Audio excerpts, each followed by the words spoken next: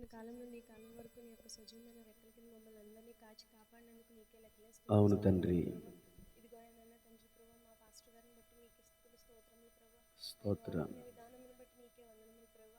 అయా ఆయనలో మీరుండి ప్రభు, అయా నాయన తండ్రి ప్రభు, మాకు అర్థమగు రీతిగా ప్రభు, అవునయ్యా. మా మనసు అనే ప్రభు, మా హృదయం అనే పలకల మీద రాసుకునేటట్టుగా ప్రభు, అవును అయా తండ్రి. ఎంతో వివరంగా చెప్తారు ప్రభు.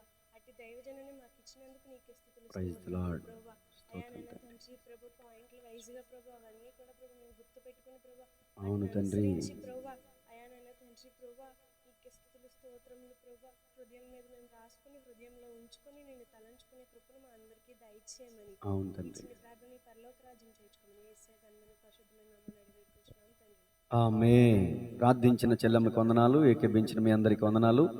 అలాగే ముగింపులో చెప్పబడిన వాక్యాన్ని బట్టి ఎవరికో ఒకరికి ఇస్తా ప్రార్థన, ఎవరికి ఇస్తానో తెలియదు కాబట్టి వాక్యం శ్రద్ధగా వినండి. వెంకటేష్ గారికి ఇస్తానో తెలియదు, రాజు గారికి ఇస్తానో తెలియదు, ఎవరికి ఇచ్చినా చేయనండి అంటే కుదరదు. అర్థమవుతుందండి? తప్పనిసరిగా నేను ఎవరికి ఇస్తే వాళ్ళు ప్రార్థన చేయాల్సిందే, చేసి దీవెన పొందుకోవాల్సిందే. దేవునికి స్తోత్రం చెప్పండి గట్టిగా, హల్లెలూయా. సరే, ఈరోజు ఎవరి గురించి అమ్మా? ఇస్కరియోతు యోధ, ఆయనను అప్పగించిన ఇస్కరియోతు యోధ అనే మాట, మొదటి మాట గత వారం విన్నాం. మిగిలిన రెండు మాటలు ఈరోజు అరగంటే ప్రసంగం, ఎందుకంటే చిన్న ప్రసంగం గత వారం చెప్పాల్సింది, సమయం మొదటి మాటకి ఎక్కువైపోయింది కాబట్టి రెండో మాట మూడో మాట రెండే మాటలు అరగంటలో ముగించేస్తాం. దేవుని స్తోత్రం చెప్పండి గట్టిగా. రెండో మాట టైటిల్ రాసుకోండి. మొదటి మాట టైటిల్ మీరే చెప్పండి. ఆయనను అప్పగించిన ఇస్కరియోతు యోధ. ఆయనను అప్పగించడానికి గల కారణం ఏంటి? ధనాపేక్ష.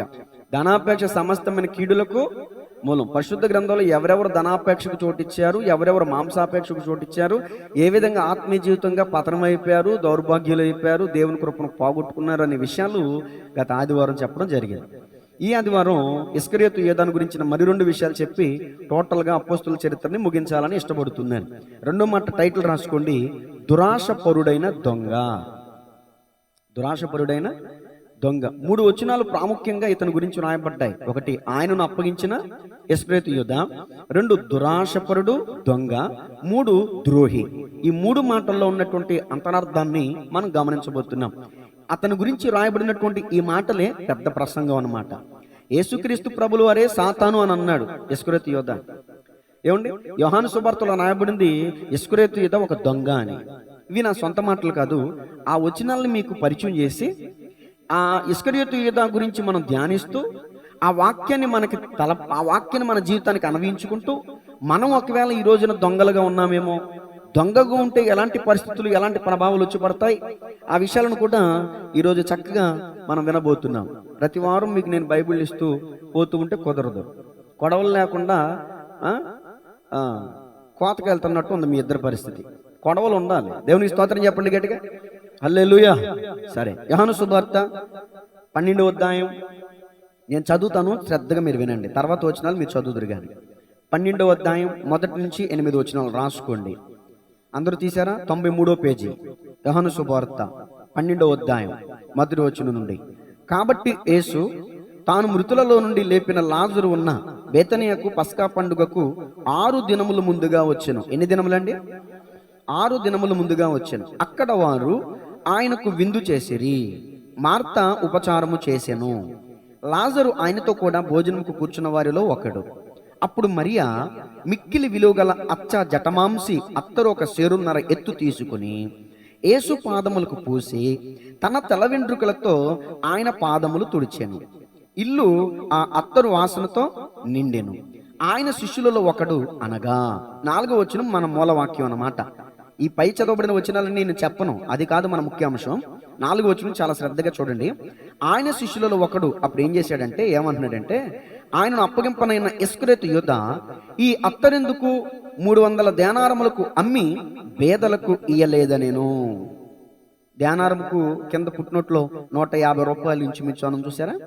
అది అప్పుడు దేనారం అనేవారు. దేనారంకి అర్థం ఏంటంటే ఇప్పుడు భాషలో చెప్పాలంటే 150 రూపాయలు. ఓకేనా? 300 దేనారములకు అమ్మి పేదలకు ఇయ్యలేదనేను. వాడిలాగూ చెప్పినది పేదల మీద శ్రద్ధ కలిగి కాదు గాని, అదిగో నోట్ చేసుకోండి, వాడు దొంగ అయి ఉండి తన దగ్గర డబ్బు సంచి ఉండినందున అందులో వేయబడినది దొంగిలించుచూ వచ్చెను గనుక అలాగూ చెప్పాను. ఈ పారాగ్రాఫ్లో ఉన్నటువంటి సందర్భాన్ని నేను వివరించనక్కర్లా. ఆయన ఒక ఇంట్లో ఉన్నారు, యేసు ప్రభులు వారు. లాజరు సహోదరైన మరియా అత్తరు తీసుకుని వెళ్ళి అత్తరు బుడ్డి పగలగొట్టి ఆయన్ని అభిషేకించింది. అత్తరుతో ఆయనకి సన్మానం చేసింది. యేసు ప్రభులు వారు చాలా మెచ్చుకున్నారు. తర్వాత వచ్చిన నేను ఇంకా చదవనవసరం లేదు, కానీ ఇంపార్టెంట్ మనకు కావాల్సిన మూలవాక్యం వచ్చేసింది. అప్పుడు అంత విలువైనటువంటి అత్తరు నేలపాలైపోయింది కదా, ఎందుకు దీన్ని ఇలా వృధా చేసావు, ఎందుకు అంటే ఇతను జాగ్రత్త పరుడుగా మాట్లాడుతున్నాడు. ఎందుకు ఇంత ధనాన్ని నువ్వు వృధా చేసావు, దీన్ని ధనానికి అమ్మి పేదలకు ఇస్తే వాళ్ళ కడుపు నిండేది కదా అని మాట్లాడుతున్నాడు.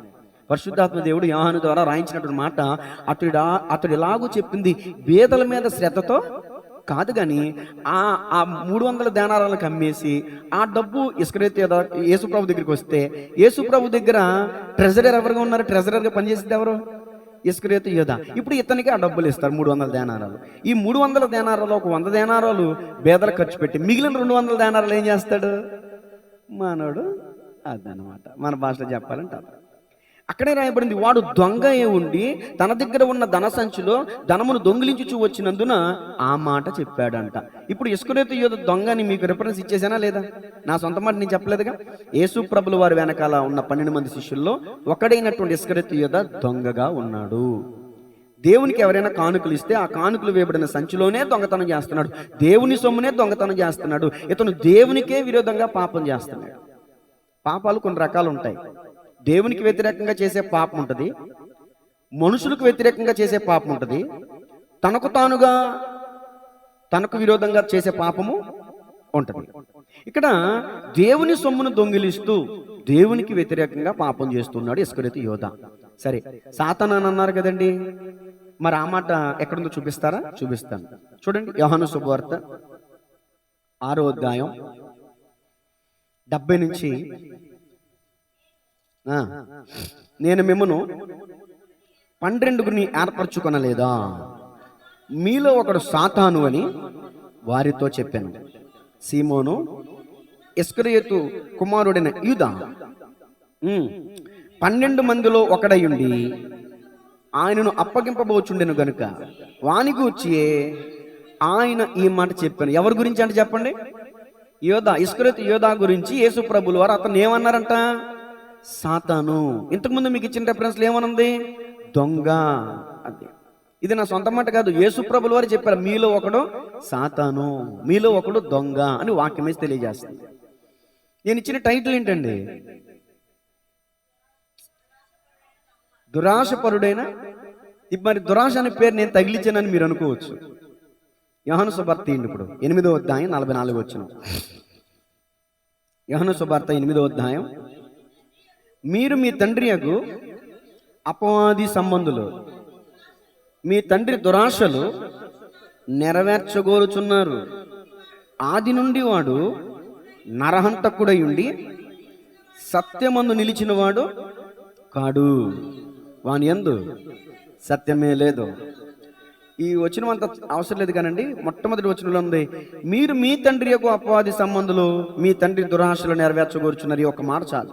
మీ తండ్రి దురాశలు నెరవేర్చగోరుచున్నారు. మీ తండ్రి అని ఎవరిని గురించి చెప్తున్నారు ఇక్కడ యేసు ప్రభుల వారు? మీ తండ్రి అని కొంతమందిని చూసి, మీరు నా బిడ్డలు కాదు, మీరు మీ తండ్రి యొక్క అపవాది. అపవాది అనగా సాతాను. సాతాను ఎలాంటోడు అంటే దురాశపరుడు.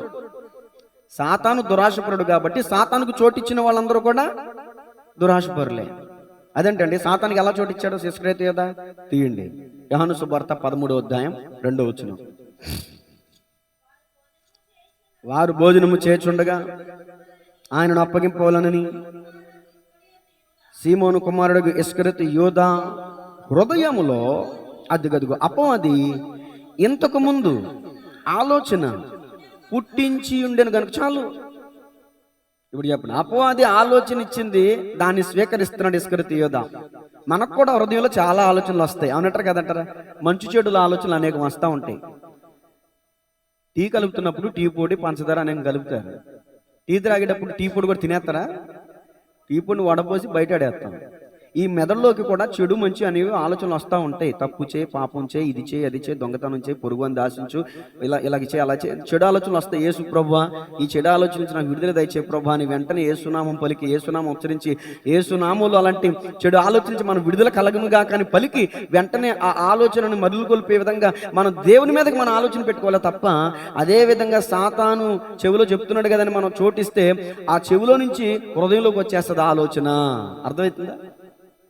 ఇప్పుడు అపవాది ఆలోచన ఇచ్చాడంట ఇస్కరియోతు యోధాకి, తన హృదయంలో ఆలోచన ఇచ్చాడంట, యేసు ప్రభు నమ్మే నీకు డబ్బులు వస్తాయి, నీ దగ్గర ఉన్న డబ్బు సంచులో ఎంతకాలం నువ్వు డబ్బు పోగేసినా నీకేం వస్తుంది, యేసు ప్రభు నమ్మే బోల్డ్ అంత డబ్బు వస్తుంది, నీ లైఫ్ సెటిల్ అయిపోతుంది అని సాతాను ఒక ఊదేడంట, ఒక ఆలోచన ఊదేడంట, ఆ ఆలోచనకు చోటిచ్చాడంట. అంత మాత్రమే కదా, చూడండి, సాతాను ప్రవేశించింది. సాతానుకి ఎప్పుడైతే మన సాతాను ఆలోచన చోటిస్తామో తర్వాత సాతానే వచ్చి కూర్చుంటాడు మన హృదయంలో. ఇది ఎక్కడుంది? యోహాను సువార్త 13:27 మీకు అన్ని రెఫరెన్స్తో ఆధారంగా ఇస్తున్నాను నేను. వాడంటే ఇస్కరియోతు యోధా. ఆ మొక్క అంటే యేసు ప్రభుల వారు రొట్టె విరిచి ఇచ్చిన మొక్క. పైనుంచి చదివితే టైం సరిపోదు కాబట్టి షార్ట్ కట్లో చెప్పేస్తున్నా. వాడు ఆ మొక్క పుచ్చుకొనగానే చాలు. ఇప్పుడు చెప్పండి, ఎవరు ప్రవేశించింది? చాలామంది ప్రభు బల్లారాధన తీసుకుంటున్నప్పుడు చాలా జాగ్రత్తగా ఉండాలండి. అపవాది అటాక్ చేస్తూ ఉంటాడు. అర్థమవుతుందా? అలా తీసుకుని అలా వెళ్ళిపోతుంటారు బయటికి. చాలా తప్పు అది. నేను చాలాసార్లు ఖండిస్తాను, గద్దిస్తాను. మొక్క తీసుకుని బలలో పాలు పంపులు పొందుకుని వెంటనే బయటికి వెళ్ళిపోయాడు. ఎందుకంటే సాతాను నిలవనివ్వదు. చెడు ఆలోచన, దురాలోచన ఉన్నవాడు దేవుని సన్నిధిలో, ఇదిగో నీతిమంతుల సభలో పాపులు నిలవలేరంట. ఆ విధంగా ఆ నీతిమంతుల సభలో 12 మంది ఆ యేసు ప్రభులు వారు అంతమంది ఉంటే ఇస్కరియోతు యోధా నిలబడలేకపోతున్నాడు. ఎందుకంటే అతనిలో అపరాధం ఉంది, అతనిలో తప్పు ఉంది, తప్పు చేయాలని ఆలోచన ఉంది. సాతానుకు చోటిచ్చాడు కాబట్టి సాతాను అతన్ని అక్కడ నిలబడనివ్వలేదు. చీకటి కార్యాలు చేసేవారు వెలుగుని వద్దకు రాలేరంట. చీకటి అనగా పాపం ఉన్నవాడు దేవుని దగ్గరికి రాలేడు. సరే, సబ్జెక్ట్ క్రాస్ అయిపోతుంది. నేను చెప్తున్న మాట ఏంటంటే, దురాశపరుడైన దొంగ అని నేను టైటిల్ ఎందుకు పెట్టానంటే, దురాశ అనేది ఎవరి స్వభావం అంటే సాతాను స్వభావము. అసలు దురాశ అంటే ఏంటయ్యా అంటే, తనది కానిది తాను ఆశించుటయే దురాశ. మరి సాతానికి దురాశ అనేది ఎలా వచ్చిందండి? రమ్మగారింటి వద్ద చెప్పాను నేను. ఏమండి, అపవాది లూసిఫర్ అయినటువంటి దూత దేవుని సింహాసనాన్ని అతిష్ఠించాలనుకుంది. దేవుని సింహాసనం దేవునిదే, తనది కాదు. తనకున్నటువంటి స్టేటస్ ఏంటో, తనకున్నటువంటి ప్రోగ్రామ్ ఏంటో, తనకున్నటువంటి స్థితిగతులు ఏంటో అక్కడ మాత్రమే ఉండాలి. దేవుని సింహాసనాన్ని అతిష్ఠించాలని గర్వానికి చోటిచ్చిందంట, పడద్రోయబడిందంట. పడద్రోయబడినటువంటి అపవాది అవ్వమ్మ దగ్గరికి వచ్చి, ఈ పండు తింటే నువ్వేమైపోతావు? దేవత్వం అయిపోతావు. మనిషి ఎప్పటికీ దేవుడు కాలేడు. దేవుడు మానవుడు కాగలడేమో కానీ, కాగలిగాడు కానీ మనిషి దేవుడు కాలేడు. ఈ అవ్వమ్మ నేను దేవతని, నేను దేవుడిని అయిపోవాలి. అదే దురాశ ఇంజక్షన్ చేసింది. అవ్వమ్మ దురాశతో పండుతుంది. అందుకని యాకోబు గారు మరింత విశదపరిచి రాశారు, దురాశ గర్భాన ధరించి. దురాశ గర్భాన్ని ఎలా ధరించిందంటే, పండుతుంది, తిన్న పండు కడుపులోకి వెళ్ళిపోయింది. పండే కదా అని మనకు అనుకుంటాం. ఉత్తి పండే కాదు, ఆ పండు తింటూ ఏమనుకుందంటే, నేను దేవతని అయిపోవాలి, నేను దేవుడిని అయిపోవాలి. దురాశ ఆమె గర్భంలోకి వెళ్ళిపోయింది, జీర్ణం అయిపోయింది, బ్లడ్లో మిళితం అయిపోయింది. అవ్వమ్మ ఆదాముల యొక్క సంతతి మనందరి రక్తంలో కూడా ఉంది దురాశ. అవునంటారు కదంటారా?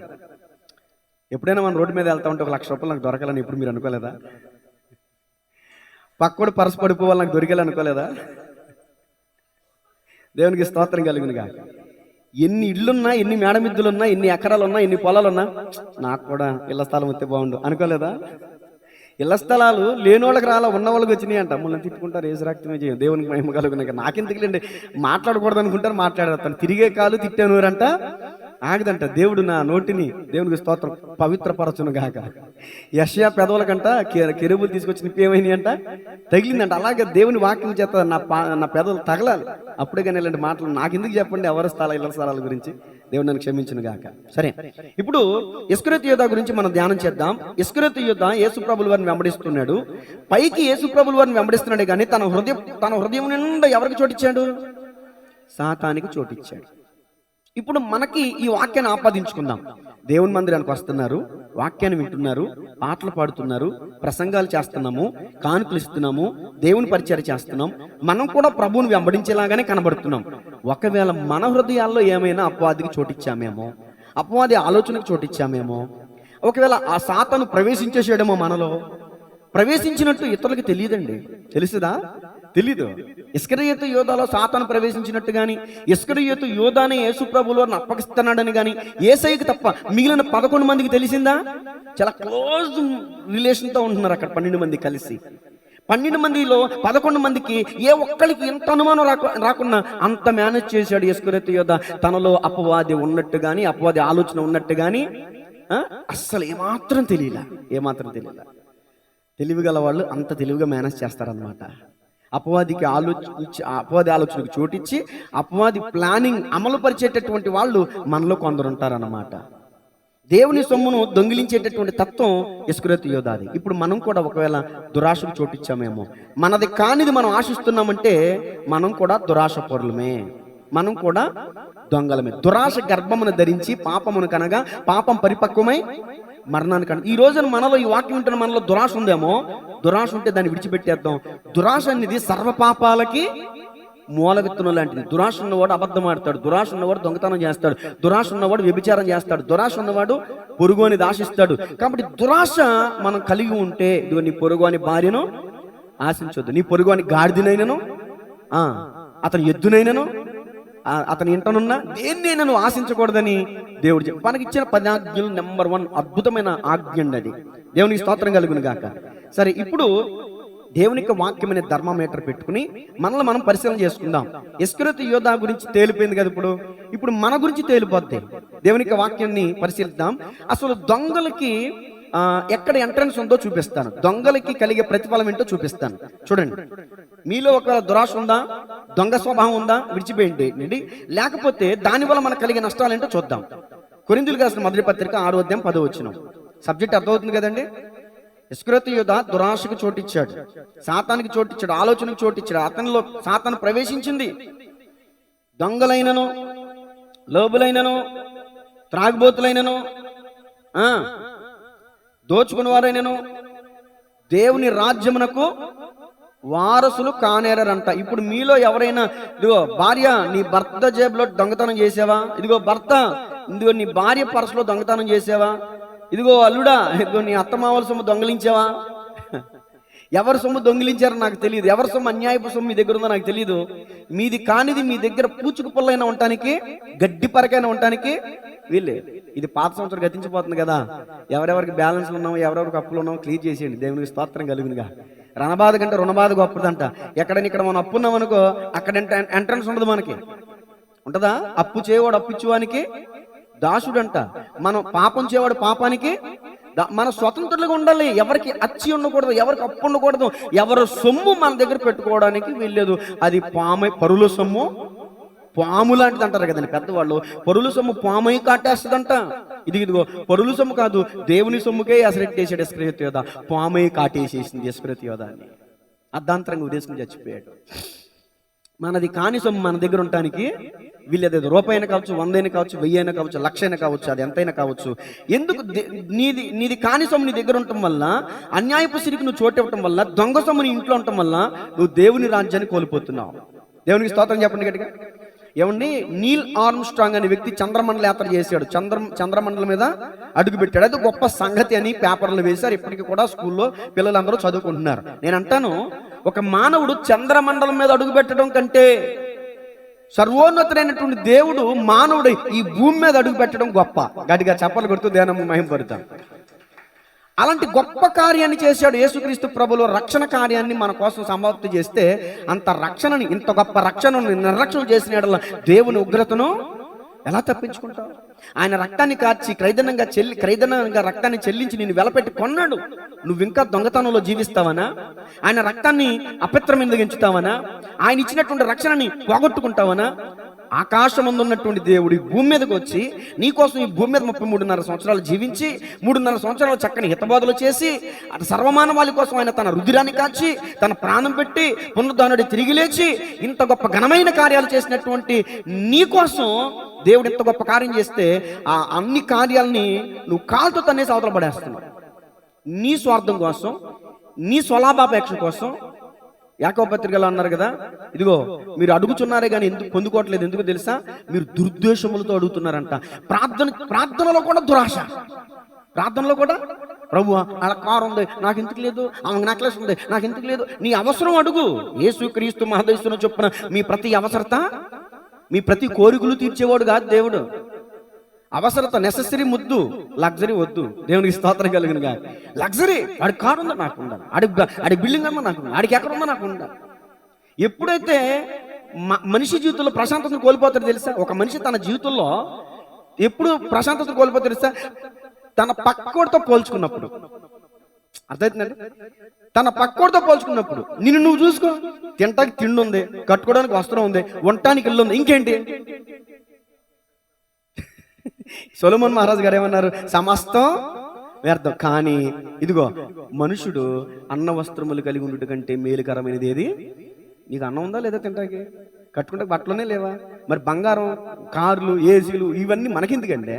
కాబట్టి దురాశ, ప్రార్థనలో కూడా దురాశ. మీరు అడుగుతున్నారు కానీ దురుద్దేశములతో అడుగుతున్నారు. అంటే క్రైస్తవ సంఘమా, ప్రార్థనలో కూడా ఎంట్రన్స్ అయిపోయాడు సాతాను.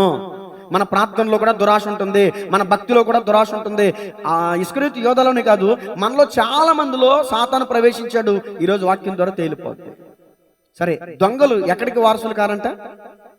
యేసయ్య తన రక్తాన్ని క్రయధనంగా చెల్లించి పరలోక రాజ్యానికి వారసునిగా నిన్ను చేస్తే, నువ్వు ఈ భూమి మీద దొంగతనం చేసి ఆ పరలోక రాజ్య పౌరసత్వాన్ని పోగొట్టుకుంటున్నావు. నెంబర్ 1, పరలోక పౌరసత్వం నాకు లేకపోయినా పర్లేదంటే నీ ఇష్టం, దొంగతనం చేయి. 2, ఈ భూమి మీద బ్రతుకుండగానే దొంగతనం చేయడం వల్ల నీకు కలిగే నష్టం ఏంటి? చూడండి, మలాకీ గ్రంథం 3వ అధ్యాయం 9వ వచనం.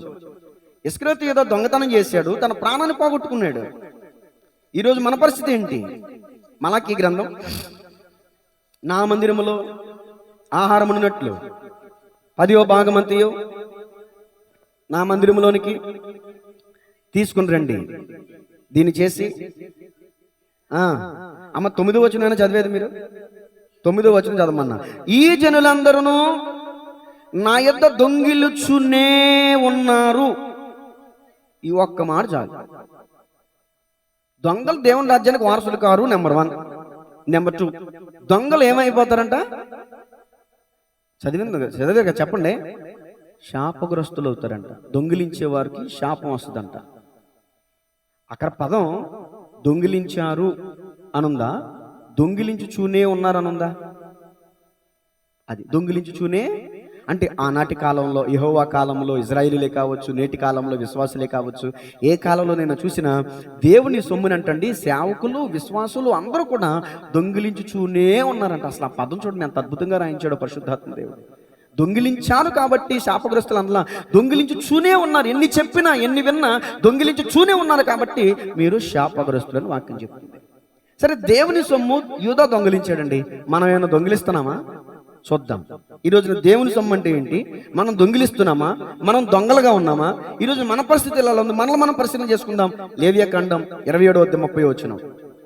ఇస్కరియోతు యూదా గురించి మాట్లాడుతూనే మనల్ని మనం స్వపరిశీలన చేసుకుందాం. ఈరోజు ఈ సంగతులు దృష్టాంతములుగా వారికి సంభవించి యుగాంతమందున మీకు బుద్ధి కలగడానికి ఈ సంగతులు రాయబడ్డాయి. లేవియాకాండం 27:30 అండి. భూధాన్యములలోనేమి, వృక్ష ఫలములలోనేమి 10వ భాగము యెహోవా సొమ్ము, అది యెహోవాకు ప్రతిష్ఠితమగును. చాలండి, దేవునికి స్తోత్రం చెప్పండి గట్టిగా. ఇప్పుడు ఈ మాట నోట్ చేసుకోండి. భూధాన్యములు, వృక్ష ఫలములు, అంటే మనకి దేవుడిచ్చినటువంటి సమస్తము అన్నిటిలో మనం ఏ రీతిగా అయితే కష్టపడుతున్నామో, ఏ రీతిగా అయితే రూపాయి సంపాదిస్తున్నామో, అప్పుడు సంవత్సరానికి ఒకసారి పంట కాబట్టి ఆ రీతిగా వచనాలు రాయబడ్డాయి.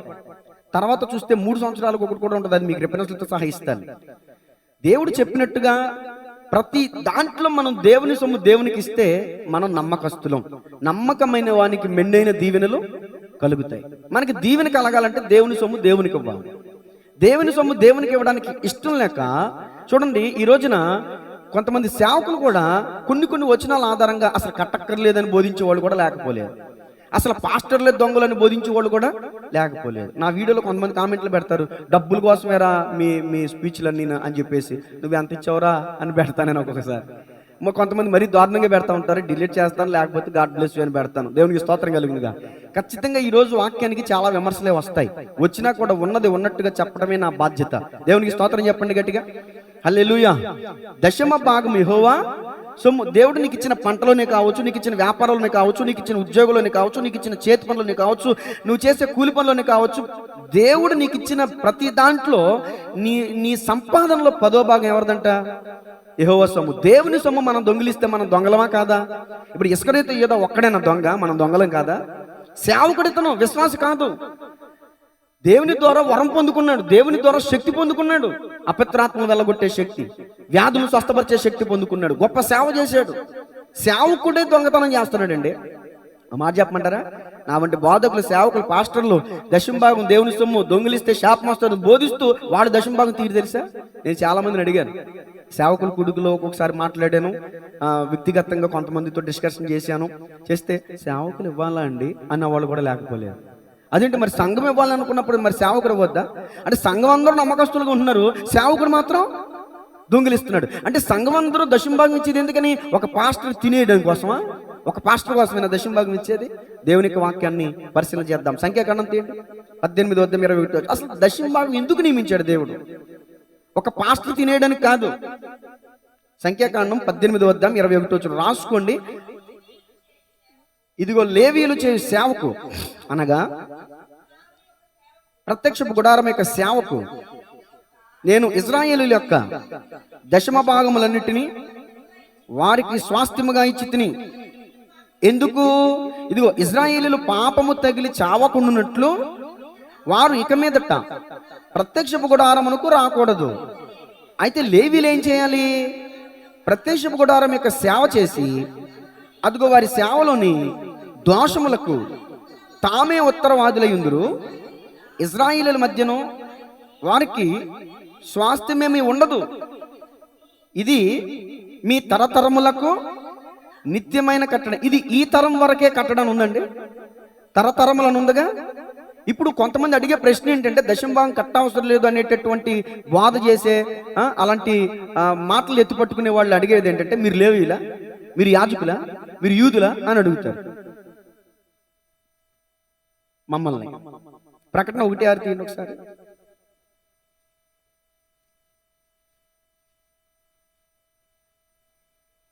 మనలను ప్రేమించుచు తన రక్తం వలన మన పాపముల నుండి మనల్ని విడిపించిన వానికి మహిమయు ప్రభావమును యుగయుగములకు కలుగునుగాక. ఆమేన్. ఆయన మనలను తన తండ్రి యగు దేవునికి ఒక రాజ్యముగాను యాజకులుగాను. ఈ వచనం ఎవరి గురించి రాయబడింది? ఇప్పుడు మనం యాజకులమా కాదా? ఇప్పుడు దేవుని వాక్యాన్ని ప్రకటించి నేను మీ అందరి సంఘం కోసం ఇశ్రాయేలీయులకు పాపం తగిలి చావకున్నట్లు ఇశ్రాయేలీయుల దోషమును యాజకుడు భరించేవాడు. యాజకునికి ఇక్కడ న్యాయ విధాన పథకం అనేది ఒకటి ఉండేది. ఇక్కడ ఊరిము తుమ్మిము ఉండేది. ఇక్కడి నుంచి ఇక్కడికి దాన్ని ఏమనేవాళ్ళు? న్యాయ విధాన పథకం. భుజముల మీదేమో ఊరిము తుమ్మిము ఉండేది. ఇక్కడి నుంచి ఇక్కడికి న్యాయ విధాన పథకం. ఈ న్యాయ విధాన పథకంలో 12 వజ్రాలు ఉంటాయి. ఎన్ని వజ్రాలు ఉంటాయండి? 12 వజ్రాలు ఉంటాయి. 4 3 12, 4 వరుసలు ఉంటాయి. 3 3 1 2 3 4 3 12 గోత్రాల వారి కోసం యాజకుడు వారి పాప పరిహారం కోసం ప్రార్థన చేయాలి. దేవుని మందిరానికి వాళ్ళెవరు రావడానికి అప్పుడు అవకాశం లేదు, ప్రత్యక్ష గుడారానికి రావడానికి వీలు లేదు. వాళ్ళందరూ ఆభరణం దాకా వచ్చేవాళ్ళు, ఆ గొర్రెనో కోడినో మేకనో పుట్టలో తీసుకొచ్చేవాళ్ళు. వాటి మీద వాళ్ళ చేతులుంచి యెహోవా నామం పేరిట యాజకులు ప్రార్థన చేసి వాళ్ళ పాప పరిహారాన్ని భరించి దాన్ని గొర్రెనో మేకను ఖండించి ఆ రక్తాన్ని ప్రత్యక్ష గుడారాలు తీసుకెళ్లి వాళ్ళ నిమిత్తం పాప పరిహారం చేసేవాడు యాజకుడు. ఇప్పుడు ఆనాటి యాజకునికి లేవీనికి ప్రతినిధిగా ఎవరున్నారు? సేవకుడు. ఈనాటి పాస్టర్ ఉన్నాడు. దేవునికి స్తోత్రం కలుగును గాక. ఇదిగో సంఘం కొరకు ప్రార్థన చేసేవాడు, కన్నీరు విడిచి భారం కలిగి ప్రార్థించేవాడు ఎవరు? సేవకుడు. కాబట్టి మొట్టమొదటి దశంభాగం ఎవరికంటే ఇదిగో లేవీలు, ఇశ్రాయేలీయులకి భూముల స్వాస్థ్యంగా ఇచ్చాడు దేవుడు. ఒక లేవీలకు మాత్రం స్వాస్థ్యం ఇవ్వాల. ఇదిగో మీకు భూములు నేను ఇవ్వలేదు కదా, ఇశ్రాయేలీయులు సంపాదించుకున్న దాని ప్రతి దాంట్లో నుంచి వాళ్ళు దశంభాగం మీకు ఇస్తారు, అది మీకు అవుతుంది. అంటే మీరు దేవునికని ఇక్కడ ఇచ్చేటటువంటి మొట్టమొదటి భాగం ఎవరికంటే సేవకుడు. మరి సేవకుని కుటుంబం పోషించబడొద్దా? సేవకుడు మీ అందరి కోసం ఏ పని చేయకుండా దేవుని సన్నిధిలోనే ప్రత్యక్ష గుడారంలోనే మీ అందరి కోసం ప్రార్థన చేస్తాడు కదా, మీ అందరి కోసం దేవుని యొక్క వాక్యాన్ని సిద్ధపరుస్తాడు కదా, మీ అందరిని ఆధ్యాత్మికమైన అభివృద్ధి కోసం తోడ్పడతాడు కదా. మరి సేవకుడు మీ ద్వారా పోషించబడొద్దా? దాన్ని ఏమంటారండి? కళ్ళము త్రొక్కుచున్న ఎద్దుకి చెక్కం పెట్టకూడదంట. కళ్ళం తొక్కుచున్న ఎద్దుకి చెక్కం పెట్టకూడదంట. చాలా మంది ఏం చేస్తారంటే ఎద్దుకి చెక్కం పెట్టేస్తున్నారు. పౌలు గారు ఏమన్నారంటే ఈ విషయాన్ని జ్ఞాపకం చేస్తూ చూడండి, కొరింథీయులకు రాసిన మొదటి పత్రిక 9వ అధ్యాయం. కొరింథీయులకు రాసిన మొదటి పత్రిక 9వ అధ్యాయము 9వ వచనం నుంచి అండి. కళ్ళము తొక్కుచున్న ఎద్దు మూతికి చిక్కం పెట్టవద్దు అని మోషే ధర్మశాస్త్రంలో రాయబడి ఉన్నది. దేవుడు ఎడ్ల కొరకు విచారించుచున్నాడా? కేవలము మన కొరకు దీనిని చెప్పుచున్నాడా? అవును, మన కొరకే కదా ఈ మాట రాయబడి. ఒక మాట అండి, ఇప్పుడు పాత నిబంధన గ్రంథం కాలంలో ఉన్నాడా పౌలు గారు? కొత్త నిబంధన కాలంలో ఉన్నాడా? మరి కొత్త నిబంధన కాలంలో పాత నిబంధన గ్రంథం వచ్చిన ఎత్తి చెప్పి ఇది మన కోసమా ఎడ్ల కోసమా? మన కోసమా అని ఎందుకు చెప్తున్నాడు చెప్పండి. ధర్మశాస్త్రం యూదులకి ఇజ్రాయేలీలకు ఇవ్వబడింది, ధర్మశాస్త్రం ఇజ్రాయేలీలకు ఇవ్వబడింది, మనకు కాదంటే అంటే ధర్మశాస్త్రంలో ఉన్న ఆజ్ఞలు కూడా మనకు కాదుగా. ధర్మశాస్త్రం చెప్పింది దశమ భాగం కట్టు అని యేసుప్రభులు వారు చెప్పలేదు అంటారు. దానికి కూడా నేను రిఫరెన్స్ ఇస్తాను అవసరమైతే. మత్తయి సువార్త 23:23 ఉంటుంది, వాటిని మానక వీటిని చేయడానికి యేసుప్రభులు వారు చెప్పారు కదా. మోషే నియమించిన కానుక చెల్లించమని యేసుప్రభులు వారు చెప్పారు కదా, ఇంకెక్కడ చెప్పలేదు యేసుప్రభులు వారు. ఇప్పుడు ఈ వచనం కంటిన్యూ చేయండి అమ్మా. ఎలాగనగా దున్నువాడు ఆశతో దున్నవలెను, కళ్ళము త్రొక్కించువాడు పంటలో పాలు పొందునను ఆశతో త్రొక్కించవలెను. మీ కొరకు ఆత్మ సంబంధమైనవి విత్తి ఉండగా మీ వలన శరీర సంబంధమైన ఫలములు కోసుకునుట. ఇప్పుడు మీకు స్పష్టంగా అర్థమైందా ఈ వచనం? మళ్ళీ నేను స్పష్టంగా చదువుతాను వినండి. కళ్ళము 9వ వచనం నుంచి, కళ్ళము త్రొక్కుచున్న ఎద్దు మూతికి చిక్కం పెట్టవద్దు. ఎద్దు అంటే అక్కడ పశువు అనుకోవద్దు. అర్థమవుతుందా? అర్థం చేసుకోండి. అని మోషే ధర్మశాస్త్రంలో రాయబడి ఉన్నది. దేవుడు ఎడ్ల కొరకు విచారించుచున్నాడా? కేవలము మన కొరకు దీనిని చెప్పుచున్నాడా? ఆన్సర్ అవును, మన కొరకే కదా. అంటే సేవకుల కొరకే కదా. పంట అంటే సంఘం, సంఘాన్ని దున్నుతున్నటువంటి సంఘం కోసం ప్రయాసపడుతున్నటువంటి సేవకుడు ఆశతో దున్నాలంట. చేనిలోని పైరు చేతికి రాకున్నా ఫలములన్నీ రాలిపోయినా సిరి సంపదలన్నీ దూరమైపోయినా నేను చలించనులే. హబక్కూకు గ్రంథంలో ఉంటుంది మాట. అర్థమవుతుందా? దేవుని స్తోత్రం చెప్పండి. పౌలు గారు అంటున్నారు, అవును మన కొరకే కదా ఈ మాట రాయబడిను. ఏలైనగా దున్నువాడు ఆశతో దున్నవలెను, కళ్ళము త్రొక్కించువాడు పంటలో పాలు పంపులు పొందినను ఆశతో త్రొక్కించవలను. మీ కొరకు వినండి సంగమా, మీ కొరకు ఆత్మ సంబంధమైనవి మేము విత్తి ఉండగా మీ వలన శరీర సంబంధమైన ఫలము కోసుకున్నట్టు గొప్ప కార్యమా? 100కి 10 రూపాయలు దేవుని సొమ్ము దేవునికి ఇచ్చి నేను గాక ఇంత ఇచ్చాను, నేను కాబట్టి ఇంత చేశానంటే ఊరికి ఇస్తున్నామా?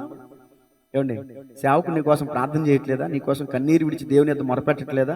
సేవకుడు తన కుటుంబాన్ని ప్రక్కన పెట్టి తన కుటుంబాన్ని త్యాగం చేసి భార్య బిడ్డలో కుటుంబం ఏమున్నా లేకపోయినా ఆకలి దప్పికలతో ఒకసారి సమృద్ధి ఉంటుంది, ఏమున్నా లేకపోయినా సంఘక్షేమమే సంఘక్షేమమే నా ప్రాణమాయనా, సంఘక్షేమమే బలసూచకమైన మందసమానికై, బలసూచకమైన మందసమానికై సజీవయాగమై యుక్తమైన సేవకై ఆత్మాభిషేకముతో నన్ను నింపెతేవా. సజీవయాగమై యుక్తమైన సేవకై ఆత్మాభిషేకముతో నన్ను నింపెతేవా. సంఘక్షేమమే నా ప్రాణమాయనా, సంఘక్షేమమే నా ప్రాణమాయనా. హల్లెలూయా. ఇలా చెప్పుకుంటూ వెళ్తే ఎన్నో విషయాలు. నేను ముగిస్తున్నాను. రెండో మాటలో మొట్టమొదటి దశమ భాగం ఎవరికంటే చెప్పండి, సేవకునికి, యాజకునికి, పాస్టర్కి ఇవ్వాలంట. కిలోమీటర్లు రాలిపోతే అసలు ఈ వాక్యం స్పష్టంగా మీరు అర్థం చేసుకుంటే 100కి 10 రూపాయలుగా ధర్మశాస్త్రం ప్రకారం 100కి 23 రూపాయల 33 పైసలు. కానీ ఏనాడు కూడా నేను ఆ విధంగా ఇవ్వాలి అని ప్రేరేపించాల ఏనాడు సంఘాన్ని, ఈనాటికి కూడా. దేవునికి స్తోత్రం చెప్పండి గట్టిగా. రెండో దశమ భాగం చూడండి. ద్వితీయోపదేశ కాండం మొదటి దశమ భాగం సేవకునికి, మరి రెండో దశమ భాగం గుండె జారిపోద్ది. అండ్ ఒక దశమ భాగం ఎత్తాగా ఏడుతుంటే 2 దశమ భాగాలు ఉన్నాయా? ద్వితీయోపదేశ కాండం 14 అధ్యాయం 22వ వచనం. ఇంతకు ముందుది ప్రతి సంవత్సరం, ఇప్పుడుది కూడా ప్రతి సంవత్సరమే. ప్రతి సంవత్సరమున నీ విత్తనముల పంటలో దశమ భాగమును ఆవశ్యముగా అంటే ఖచ్చితంగా వేరుపరచవలెను. నీ దినములన్నిటిలో నీ దేవుడైన యెహోవాకు నీవు భయపడి నేర్చుకున్నట్లు నీ దేవుడైన యెహోవా తన నామమునకు నివాస స్థానముగా ఏర్పరచుకున్న స్థలమున ఆయన సన్నిధిని నీ పంటలో గాని, నీ ద్రాక్షరసములో గాని, నీ నూనెలో గాని 10 వంతును, నీ పశువులలో గాని, గొర్రె మేకలలో గాని తొలుచూలు వాటిని తినవలను. అంటే నివాస స్థానం అంటే ఏంటి చెప్పండి? దేవుని నివాస స్థానం ఏది ఇప్పుడు? దేవుని మందిరం. అంటే రెండవ భాగం, ఈ రెండవ దశమ భాగం ఎవరికి ఇవ్వాలి? దేవుని మందిరానికి ఇవ్వాలి. మందిరంలో ఎవరు తినాలనేది కూడా ఇక్కడ రాయబడి ఉంది. అర్థమవుతుందండి? ఇప్పుడు మందిరానికి పెద్ద ఖర్చులే ఉంటాయి అనుకుంటున్నారు మీరు. సంవత్సరానికి 4,000 రూపాయల ఖర్చు తెలుసా? సొసైటీ రిజిస్ట్రేషన్కి ఎంతండి? సంవత్సరానికి 4,000 రూపాయలు.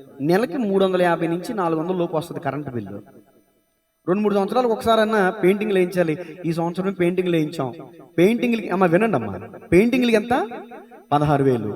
ఈ మ్యాట్లకి ఎంత? 10,000 రీమోడల్ చేస్తే మొత్తం ఎంత? 26,000లో 1,000 రూపాయలు కానుక వచ్చింది అనమాట. నేను అడగలా, అమ్మా పెయింటింగ్లు వేయించాం కదా ఇవ్వండమ్మా అని నేను అడగను, అడిగి అలవట్లేదు కాబట్టి ఇచ్చిన వాళ్ళకి దగ్గర తీసుకున్న 26,000లో 1,000 తీసేస్తే ఎంత? మరి 25,000 ఎవరు ఇచ్చారు? మా నాన్న ఇచ్చాడా? మీరు ఇచ్చారా? మరి చెప్పండి. మీరే ఇచ్చారు. దేవుని స్తోత్రం చెప్పండి గట్టిగా. ఎక్కడిచ్చారండి? మీరిచ్చిన దశమ భాగంలో నుంచి నేనేం చేస్తున్నాను? మీరు రెండో భాగం తీయపోతే నేను తీస్తానుగా. నాకు వాక్యం తెలుసుగా, మీకు వాక్యం తెలియదు కాబట్టి తీయట్లేదు. నాకు వాక్యం తెలుసు కాబట్టి తీయాలిగా. ఇదిగో ఈ మొదటి భాగం సేవకునికి ఆగ్ర పంపించాలి. ఈ రెండో భాగం ఎవరిది? మందిరంలో పెట్టేసి ఈ 25,000 రూపాయలు ఈ సంవత్సరం అంతా మందిరం అప్పుగట్టా. ఒక్కళ్ళకి ఇష్టం లేదు. మరి ఆ 25,000 రూపాయలు ఎవరిని ఎక్కడి నుంచి వచ్చినాయండి? నేను సొంతంగా పార్ట్ టైం డ్యూటీ చేస్తున్నానా? ఏమన్నా దాన్ని ఏమంటారు? ర్యాపిడో తోలుతున్నానా? ఏమన్నా రాత్రి పూట ఏమైనా పనులు చేస్తున్నానా? దేవునికి స్తోత్రం కలుగునుగా. మీరిచ్చిన దాంట్లోంచి దశమ భాగం తీస్తున్నాను కాబట్టి ఇప్పుడు మందిరం నిమిత్తం కూడా ఆ మందిరం డబ్బులోంచే తీసానండి. ఆ మందిరం డబ్బులోంచి అప్పు కట్టాను, క్లియర్ అయిపోయింది. ఇప్పుడు మందిరం నిమిత్తం లేదు. ఇప్పుడు డ్రమ్ము పగిలిపోయింది, 1,000 రూపాయలు లేదే ఆ డ్రమ్ము అవదు. కంజర్లు, మరి ఫోన్లు, ఈ రిపేర్లు ఎక్కడి నుంచి వస్తాయి? నేను ఎక్కడి నుంచి తెచ్చేవాళ్ళని చెప్పండి. కాబట్టి మందిరం నిమిత్తం కూడా దేవుడు ముందుగానే సిద్ధపరిచెడుగో. సేవకు నిమిత్తం 10వ భాగం, మందిరం నిమిత్తం 10వ భాగం. 3వ భాగం చూడండి. ఎన్ని భాగాలు ఉన్నారో మొత్తం భాగాలు నువ్వే తినేరా, ఏసు రక్తమే చేయ, తిట్టుకోమాకండి. ఆఖరి భాగం 3వ భాగం చూడండి. ఇది 3 సంవత్సరాలకు ఒకసారి. ఇంతకుముందు 2 భాగాలు ఎన్ని సంవత్సరాలకు ఒకసారి? పావని చెప్పాలి. సంవత్సరానికి ఒకసారి. ఇది 3వ భాగం ఎన్ని సంవత్సరాలకు ఒకసారి చూడండి. పక్కన ద్వితీయోపదేశ కాండము 14:28. 14:28. నీ దేవుడైన యెహోవా నీవు చేయు నీ చేతి పనులంతటిలో నుండి నీకు ఆశీర్వాదం కలగాలంటే ఈ 3వ దశమ భాగం ఖచ్చితంగా ఇవ్వాలి. 3 సంవత్సరాలకు ఒకసారి. ఇది సంవత్సరానికి ఒకసారి కాదు, 3 సంవత్సరాలకు ఒకసారి. ఆయట నీకు కలిగిన పంటలో 10వ వంతు బయటికి తెచ్చి నీ ఇంట ఉంచవలెను. అప్పుడు నీ మధ్యను పాలైనను స్వాస్థ్యమైనను లేని లేవీలు, అంటే స్వార్థికులకి సంఘం ఉండదండి. స్వార్థికులకు నీ ఇంటనున్న పరదేశులకు, తండ్రి లేని వారును, విధవరాండ్రును వచ్చి భోజనం చేసి తృప్తి పొందు. ఈ 3వ దశమ భాగం ఎవరికి చెప్పండి? ఇప్పుడు పేదలకి, పరదేశులకి, సువార్తలకి, అనాథలకి. మొదటిది ఎవరికి? సేవకునికి. రెండోది ఎవరికి? 3వది ఎవరికి? మీరు ఇప్పుడు ఈ 3 ఏ దొంగతనం చేస్తున్నారు? దేవునికి స్తోత్రం కలుగును గాక. ఇప్పుడు సేవకుడు దొంగతనం చేస్తున్నాడా లేదా? మీకు ఒక రిఫరెన్స్. సేవకుడికి ఆజ్ఞ ఇచ్చాడో లేదో? విశ్వాసులకి కదా. నా గురించి నేను చెప్పుకోవాలిగా. ఇప్పుడు తిండి సంఖ్యాకాండం 18:25. సంఖ్యాకాండం 18:25. మరి యెహోవా మోషేకు ఎలాగూ సెలవిచ్చాను. ఓకే, నీవు లేవీయులతో ఇట్లనుము, నేను ఇశ్రాయేలుల చేత మీకు స్వాస్థ్యముగా ఇప్పించిన ఎక్కడ ఇప్పిస్తున్నాడు దేవుడు? ఎన్నిసార్లు మాట్లాడుతున్నా, ఈ చెవి తిన్నాక ఆ చెవి వదిలేస్తున్నారుగా. ఇప్పించిన దశమ భాగమును అంటే మీ విశ్వాసుల దగ్గర, మీ సంఘం దగ్గర మీరు దశమ భాగం తీసుకున్నప్పుడు మీరేం చేయాలి? ఎండ తినేసేయాలి, బ్యాంకులో బ్యాలెన్స్ వేసుకోవాలా? కాదు. మీరు దానిలో అనగా ఆ దశమ భాగంలో దశమ భాగమును యెహోవాకు ప్రతిష్టార్పణముగా ఇప్పుడు మీరిచ్చిన దశమ భాగంలో నేను దశమ భాగం తీయకుండా మొత్తం నేను తినేసాను అనుకో, నేను కూడా దేవుని దృష్టిలో ఏమవుతాను? దొంగనే. ఇస్కరియోతు యూదా ఆ విధంగా దొంగ అయ్యాడు, సాతాను సంబంధం అయిపోయాడు. దొంగిలించే స్వభావం, దొంగ స్వభావం ఉన్న ప్రతి ఒక్కరు సాతాను సంబంధులే, దురాశ పరులే. దురాశ అనేది సాతాను స్వభావం. అందుకనే మీరు నా పిల్లలు కాదు, నా పిల్లలైతే నా మాట వింటారు. మీరు అపవాది పిల్లలుగా, మిమ్మల్ని అన్నాను అనుకోమాకండి. ఇదిగో అంటే ఎవరైతే అపవాది మాటలు వింటారో, అపవాదికి చోటిస్తారో, అపవాది ప్రవేశించి వాళ్ళు ఈడ్చుకుపోతారో వాళ్ళు అపవాది పిల్లలు అంటారు. దేవుడు చెప్తున్నాడు, మీరు నా పిల్లలైతే నా మాట వింటారు. మీరు నా పిల్లలు కాదు, మీరు మీ అపవాదేగు, మీరు మీ తండ్రి అపవాది సంబంధులు. మీరు వాడి దురాశలను నెరవేర్చగోరుచున్నారు. అంటే మీకు వాడు ఏ ఆలోచన ఇస్తే ఆలోచన అమల్లో పెట్టేస్తున్నారు, దొంగతనం చేస్తున్నారు, పొరుగు అనేది ఆశిస్తున్నారు. అది అమ్మాయే కావచ్చు, లేకపోతే డబ్బే కావచ్చు, లేకపోతే ఆస్తి కావచ్చు, పూచుకు పళ్ళైనా సరే, ఏదైనా కానీ మనది కానిది మనం ఆశిస్తున్నామంటే అది దురాశ. దురాశ దుఃఖానికి చేటంట. దేవునికి స్తోత్రం కలుగును గాక. సరే, నేను ఇప్పుడు ఈ మాటలన్నీ చెప్పేశాను కదా. ఇప్పుడు దశమ భాగము యెహోవా సొమ్ము, దేవుని సొమ్ము మనం దొంగిలించకూడదు. దేవుని సొమ్ము ఎంతో మీకు చెప్పేశాను. సరే, ఆ విషయాలను పక్కన పెడితే, దేవుని సొమ్ము దేవునికి ఇవ్వకపోతే ఇదిగో ఈయన జనులు దొంగిలించుతూనే ఉన్నారు, శాపగ్రస్తులను ఉంది కదా. ఏం శాపం పడుతుంది దొంగతనం వల్ల? ఇర్మీయా గ్రంథం 6:12. దోచుకునే వారికి ఏ శాపం పడుతుందో చూడండి. ఇర్మీయా గ్రంథం 6:10-12 అండి. ఏమీ మిగలకుండా వారి ఇండ్లను, వారి పొలములను, వారి భార్యలను ఇతరులకు అప్పగించబడుదురు. ఈ దేశ నివాసుల మీద నేను నా చెయ్యి చాపుచున్నాను. ఇదే యెహోవా వాక్కు. అల్పులేమి, గనులేమి, వారందరూ మోసం చేసి దోచుకునేవారు. ప్రవక్తలేమి, యాజకులేమి, అందరూ. ఇప్పుడు విశ్వాసుల గురించి ఉందా? మా గురించి కూడా ఉందండి. యాజకుల గురించి కూడా ఉందండి. పాస్టర్ల గురించి కూడా ఉందండి. యాజకులైనా, పాస్టర్లైనా, సువార్థికులైనా ఎవరైనా సరే, మన ఇద్దరు దేవుడు కొంచెం ఎవరైనా మనకి ఇచ్చిన దాంట్లో వెంటనే దశంభాగం తీయడం మన బాధ్యత. దేవుని వాక్యం ఆజ్ఞాపించింది అవశ్యముగా, తప్పనిసరిగా తీయాలి అని. దేవుని సొమ్ము మనం దొంగిలించడం ద్వారా వ్యభిచార శాపం పడద్దంట. యాకోబు అన్న దగ్గర దొంగిలించాడా లేదా? తన తండ్రి దగ్గర దొంగిలించాడా లేదా? తన ఇంటి మీద వ్యభిచార శాపం పడిందా లేదా? ఎలా పడిందండి? తన ఇంట పుట్టినటువంటి తన కూతురనే దేనాన్ని షెకెము రాజు ఏం చేశాడు? అవమానపరిచాడు, చెరిపివేయబడింది. దొంగతనం చేసి ఇంటి మీద వ్యభిచార శాపం పడుతుంది. నెంబర్ 1. నెంబర్ 2, దొంగతనం చేయడం వల్ల ఏం శాపం పడుతుందో చూడండి. ఈ చెప్పి 3వ మాటలకు వెళ్ళిపోతాను. ద్వితీయోపదేశకాండం 28:43. ఈ పదే చెప్పే విషయాలు కాదు, సబ్జెక్ట్ ఉంది కాబట్టి సబ్జెక్ట్ని బట్టి పూర్తిగా చెప్తున్నాను. ఇంకా పదే మాట్లాడిన విషయాలు. మీ మధ్యనున్న పరదేశి నీకంటే మిక్కిలి హెచ్చగును, నీవు మిక్కిలి తగ్గిపోదువు. అతడు నీకు అప్పిచ్చును గాని అప్పగిస్తాడా? అప్పగిచ్చడు, అప్పిస్తాడు. అప్పిచ్చును గాని నీవు అతనికి అప్పయ్యలేవు. అప్పుల్లో ఉన్నవారులారా జాగ్రత్తగానండి. అతడు తలగా ఉంటాడంట, నీవు తోకగా ఉంటావంట. నీవు నాశనం చేయబడే వరకు ఈ శాపములనియు నీ మీదకి వచ్చి నిన్ను తరిమి నిన్ను పట్టుకొనును. ఎలాగంటే ఎందుకు ఈ శాపం, ఆర్థిక శాపం ఎందుకు పడుతుంది నీ మీద? వివరణ. నీ దేవుడైన యెహోవా నీకు ఆజ్ఞాపించిన ఆయన ఆజ్ఞలను, ఆయన కట్టడలను అనుసరించి నడుచుకున్నట్లు నీవు ఆయన మాట వినలేదు. ఏంటి ఆయన ఆజ్ఞలు? ఏంటి ఆయన కట్టడలు? ఇదిగో దశమ భాగం యెహోవా, ఇది ఆజ్ఞ కాదా? చెప్పండి, అది ఆయన కట్టడ కాదా? కాబట్టి గమనించాలి, దేవునికి ఆజ్ఞ అతిక్రమిస్తున్నాం. ఆజ్ఞ అతిక్రమం వల్ల ఎలాంటి శాపం వస్తుందో దేవునికి వాక్యంలో రాయబడింది. కాబట్టి మరలా నేను సంఘానికి చెప్పే మాట ఏంటంటే, నా సొంతంగా నేను చెప్తున్న మాట ఏంటంటే, అసలు 10తో స్టార్ట్ చేశారనుకో, కోల్గేట్ అనుకున్నాడంట, అయ్యా నాకు పుల్లలు ఎరుకుని పుల్లలతో వచ్చిన ధనంతో ఇల్లు గడుపుకునేవాడు అంటాడు కోల్గేట్ అనే వ్యక్తి. తర్వాత ఆ విధంగా కోల్గేట్ అనే పేస్ట్ తయారు చేసిన తర్వాత అతని యొక్క కోల్గేట్ కంపెనీ విస్తరించబడిన తర్వాత, అతను ఒక క్రైస్తవుడు, విస్తరించబడిన తర్వాత ఇప్పుడు 100,000 లక్షల రూపాయలు ఎత్తున్నాడు దశంభాగం. ఇన్ని లక్షల రూపాయలు ఇవ్వాలా అని చెప్పి తనలో అపవాదించిన ఆలోచన చోటిచ్చి ఇవ్వడం ఆపేసిన తర్వాత ఏదో ఒక ఫ్రాడ్ జరిగి కంపెనీని మూసేసే స్టేజ్కి వచ్చిందంట. ఇతను తీసుకెళ్లి జైల్లో పెట్టేశారంట.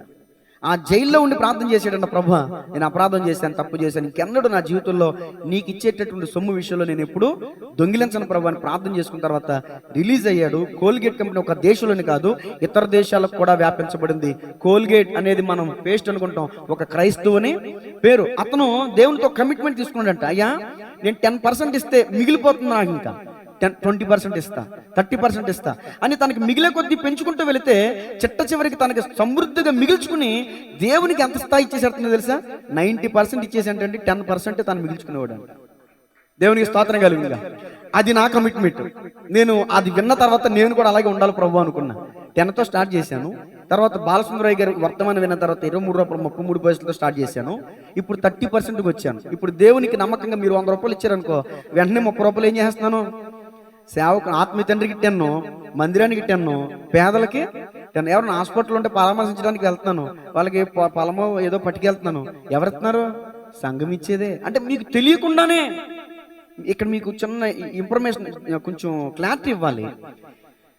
దేవుని సింహాసనం ఉంది. దేవుని సింహాసనం ఎదుట గొర్రెలు మేకలు ఉన్నాయి. గొర్రెలు కుడివైపుకి, మేకలు ఎడమ వైపుకి వెళ్ళాయి. ఇప్పుడు దేవుడు ఏం చెప్తున్నాడంటే, నా తండ్రి చేత ఆశీర్వదించబడిన వారు మీరు కుడివైపుకి రండి అని చెప్పాడు. ఈ కుడివైపున ఉన్న గొర్రెలతో, విశ్వాసులతో ప్రభు చెప్తున్నాడు, నేను ఆకలితో ఉంటే మీరు నాకేం పెట్టారు? అన్నం పెట్టారు. నేను వస్త్రహీనుడిగా ఉంటే మీరేమి ఇచ్చారు? నేను దప్పుకుంటే మీరేమి ఇచ్చారు? నేను చెరసాల్లో ఉంటే మీరేం చేశారు? నేను హాస్పిటల్లో ఉంటే మీరేం చేశారు? అప్పుడు వాళ్ళు ఏమన్నారు దేవునితో? మేమే అంటే ఇచ్చిన వాళ్ళకి తెలీదా? ఇప్పుడు మీరు ఇందాక అన్నారు చూసారా, ఎవరిచ్చారు మందిరానికి అప్పు అంటే మేము ఇవ్వలేదు అన్నారు, కానీ మీరే ఇచ్చారు అన్నాను చూసారా? ఈ డిస్కషన్ అనమాట ఇక్కడ జరిగింది. మత్తయి సువార్త 25వ అధ్యాయంలో ఉంటుంది అన్నమాట. మీరు అనుకుంటారు మేము ఎప్పుడు ఇచ్చాం ప్రభువా? మీరు ఇక్కడ ఇచ్చే కానుకల్లో ఒక్కడ పాస్టర్ నేనే తినేసి ఏసు రక్తం విజయం చేయట్లేదండి.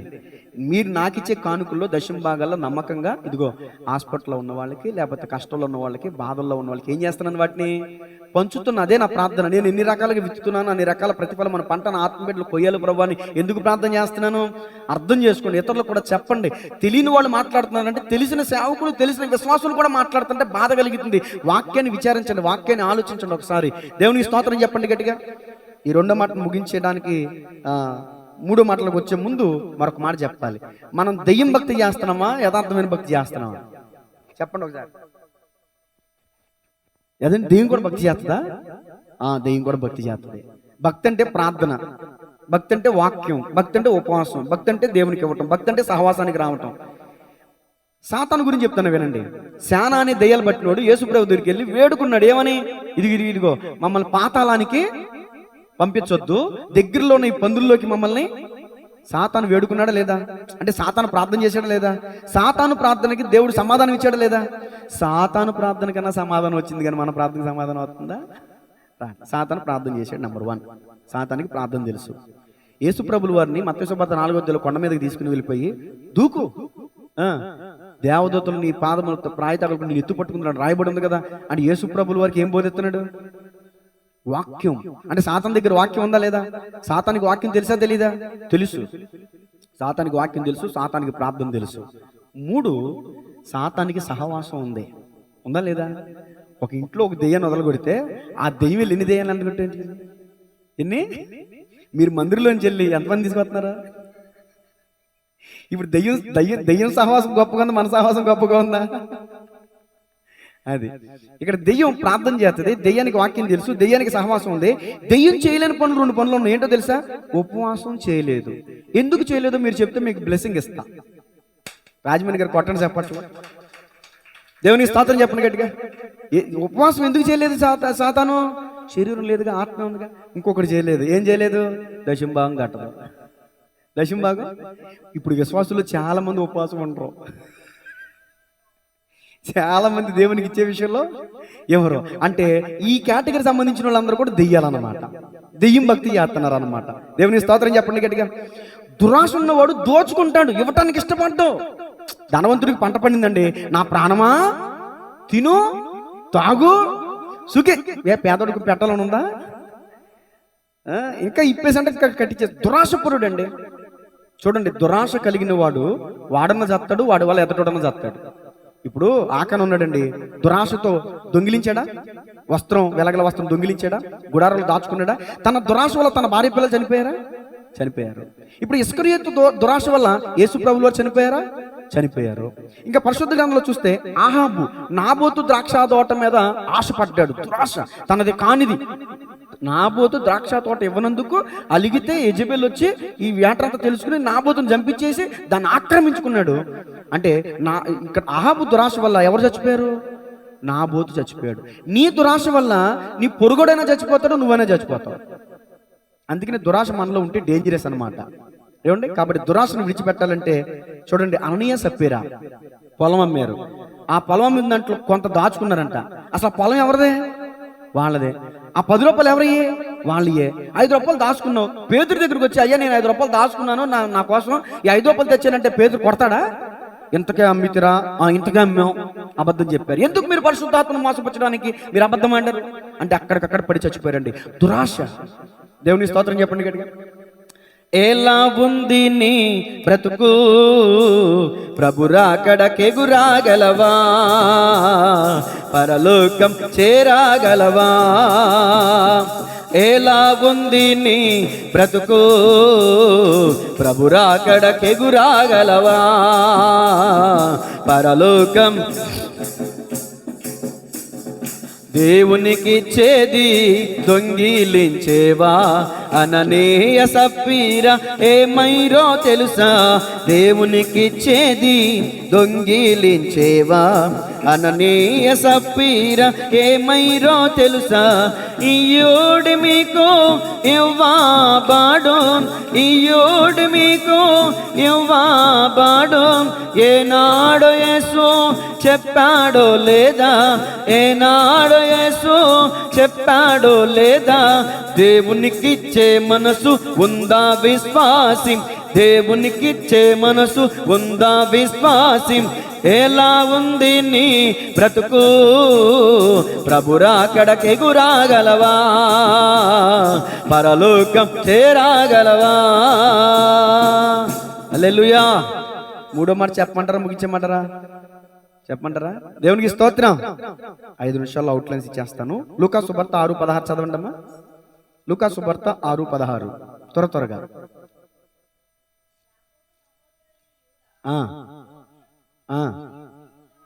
ఇక్కడ ఏమని రాయబడింది? ద్రోహి, దొంగ, సాతాను ఆయన అప్పగించిన ద్రోహి. ద్రోహి ఏం చేశాడు? ఎవరికి అనుమానం లేకుండా ఈ మాట చదవండి. యోహాను సువార్త 13:21. యోహాను సువార్త 13:21.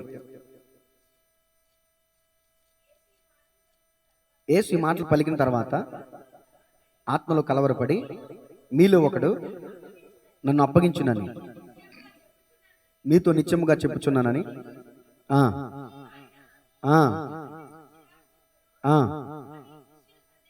శిష్యులు సందేహపడచ్చు.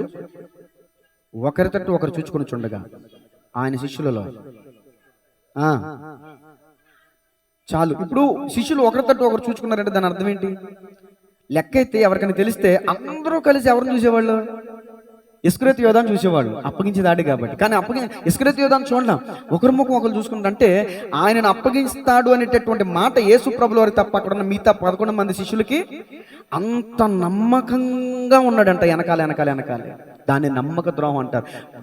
వెనకాలే ఉండి వెన్నుపోటు పొడిచాడు అంటారు, చూసారా? వెన్నుపోటు పొడిచాడు యేసు ప్రభుల వారికి. దీన్ని ద్రోహము అని అన్నారు. యేసు ప్రభుల వారి ద్రోహాన్ని కూడా భరించారండి. ఇస్కరియోతు యోధ డబ్బులు తీసుకున్న వాళ్ళకి అక్కడ అందరూ ఒకలాగానే ఉంటారు కదా, యూదులు అందరూ ఒకలాగా ఉంటారు కదా, వారి ముఖాలు, వారి వస్త్రధారణ, వారి హెయిర్ కటింగ్ అంతా ఒకలాగా ఉంటుంది కదా. మేము ఎలా గుర్తుపట్టాలంటే ఆయన ముద్దు పెట్టుకుని మీకు అప్పగిస్తానని ఇస్కరియోతు యోధ ఒక మాట చెప్పాడు. శిష్యులందరి మధ్యలోకి వచ్చాడు ఇస్కరియోతు యోధ. అందరూ కత్తులు గుదులు పట్టుకుని వచ్చారు. ఎవరికి వాళ్ళే కలవరం, అందరూ చల్లచెదిరైపోతున్నారు. ఇస్కరియోతు యోధ యేసు ప్రభు దగ్గరికి వచ్చి ముద్దు పెట్టుకుని, బోధకుడా నీకు శుభము అన్నాడు. శుభమా అశుభమా? చెడు చేస్తున్నాడా మంచి చేస్తున్నాడా? మంచి చేసేవాడు శుభం పలకాలి. ఇక్కడ యేసు ప్రభుల వారికి కీడు చేస్తున్నాడా మంచి చేస్తున్నాడా? కీడు చేస్తూ మాట్లాడుతున్నాడు. ఏమని? శుభం. చాలా మంది మనకి శుభం అంటారే కానీ వాళ్ళ హృదయం పూర్వకంగా మాట్లాడే మాట కాదండి అది. ద్రోహం. ఇక్కడ ఇస్కరియోతు యోధ ముద్దు పెట్టుకుంటున్న తాత్పర్యం ఏంటంటే, ముద్దు పెట్టుకుంటున్నావు అంటే ఒకప్పుడు పూర్వం రాజులు ముద్దు పెట్టుకునేవాళ్ళు, వాళ్ళ అధికారానికి సూచన అన్నమాట. విగ్రహాలకు ముద్దు పెట్టుకునేవాళ్ళు, ఆరాధనకు సూచన అన్నమాట. ఒక వ్యక్తి మరొక వ్యక్తిని, ఒక అధికారిని ముద్దు పెట్టుకున్నాడంటే అతని పరిపాలన కింద ఉండాలి. ఒక దేవుణ్ణి ముద్దు పెట్టుకున్నాడు అంటే ఆ దేవుణ్ణి ఆరాధించాలి. ముద్దు అనేది అధికారానికి సూచన, ఆరాధనకు సూచన.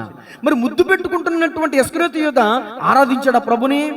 ఆరాధించలా. ప్రభు అధికారానికి వచ్చాడా? అధికారానికి రాలా.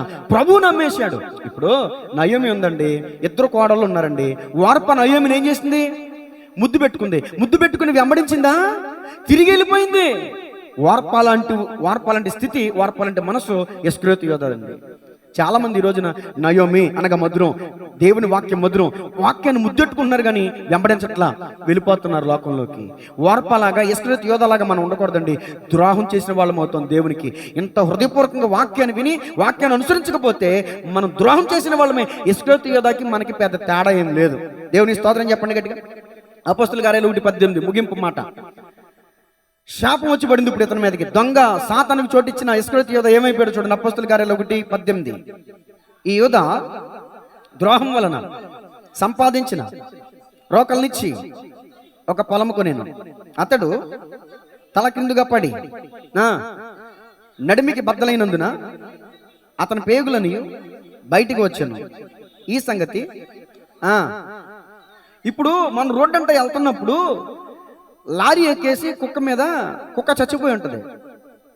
ఎప్పుడైనా చూసారా? కంపు కొట్టిద్ది. ఆ పీనుగు చూస్తే వాతావరణం ఎలా ఉంటుంది? పొట్ట పగిలి పేగులు బయటకు వచ్చి, ఇప్పుడు ఇక్కడ చదవబడినటువంటి 1వ అధ్యాయం 8-18లోనో ఇక్కడ ఇస్కరియోతు యోధ ఉరేసుకున్నాడు అంట. తలకిందులుగా పడి పొట్ట పగిలి పేగులు. దీన్ని ఏ చావు అంటారు? కుక్క చావు అంటారు. అసలు చూడండి, బతికినంత కాలం దేనికోసం బతికాడు? దేనికోసం బతికాడు? చెట్ట చివరిని ఏం పగిలిపోయింది? పొట్ట పగిలిపోయింది. పగలాల్సిందే పగిలింది. అర్థమవుతుందండి?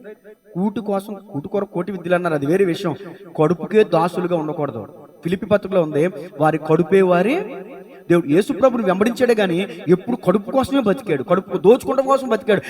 దొంగతనం కోసం, డబ్బు కోసమే బతికాడు. సిరికిని దేవునికి దాసులుగా ఉన్ననేరంట. యేసు ప్రభులు వారిని వెంబడిస్తూనే సిరికి దాసుడు అయిపోయాడు ఇస్కరియోతు యోధ. తలలు వంచండి, ప్రార్థన చేసుకుందాం. చెప్పబడిన వాక్యాన్ని బట్టి ఒకరు ప్రార్థన మోకరించండి.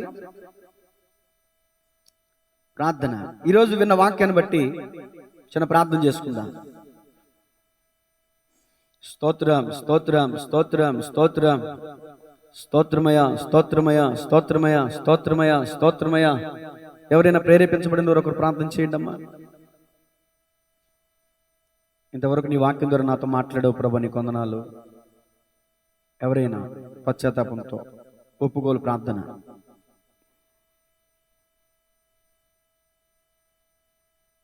ఇవ్వడానికి నాకు కూడా కొంచెం నిస్సందేహంగానే ఉంది. వచ్చే వారం ఇస్తాను, ఎందుకంటే ఈరోజు క్రిటికల్ మెసేజ్ కాబట్టి. ఎవరికి వాళ్ళు ప్రార్థన చేసుకుని 2 నిమిషాలు. ఇంతవరకు నేను ఇస్కరియోతు యోధ మనస్తత్వం కలిగి ఉన్నాను ప్రభు. ఇస్కరియోతు యోధ వల్లే నేను కూడా అపవాదికి చోటిచ్చాను ప్రభు.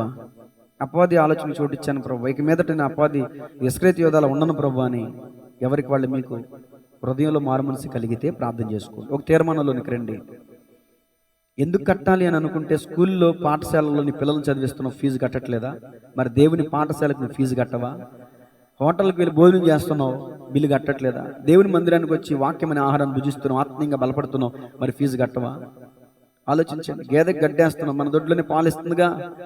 మరి ఇక్కడ వాక్యమనే ఆహారాన్ని తిని ఎక్కడో పాలిస్తారంటే ఎలా కుదరదు చెప్పండి? దొంగలుగా ఉండకూడదు మన దేవుని సన్నిధిలో. దొంగలు చేసే ఆరాధన దేవుడు మెచ్చుకోడంట. దొంగల ప్రార్థన దేవుడు వెండంట. యథార్థవంతుల ప్రార్థన ఆయనకు ఆనందకరం అంట. దేవుని సొమ్మును దొంగిలిస్తూ మనం ప్రార్థన చేస్తే దేవుడు ఎలా అంటాడు చెప్పండి? ఇదిగో దొంగతనం చేసే వాళ్ళ కుటుంబం మీద వ్యభిచార శాపం పడద్దంట, అప్పుల శాపం పడద్దంట. భయంకరం అది. నెమ్మది, శాంతి, సమాధానంతో మనం ఉండాలి. మరొక మాట నిర్గమకాండం 15:26లో ఉంది, రోగాలు వస్తాయని కూడా ఉంది. ఐగుప్తులకు కలగజేసిన రోగంలో లేదు మీకు రానేను, నా ఆజ్ఞలు మీరు పాటిస్తే అని ఉంటుంది.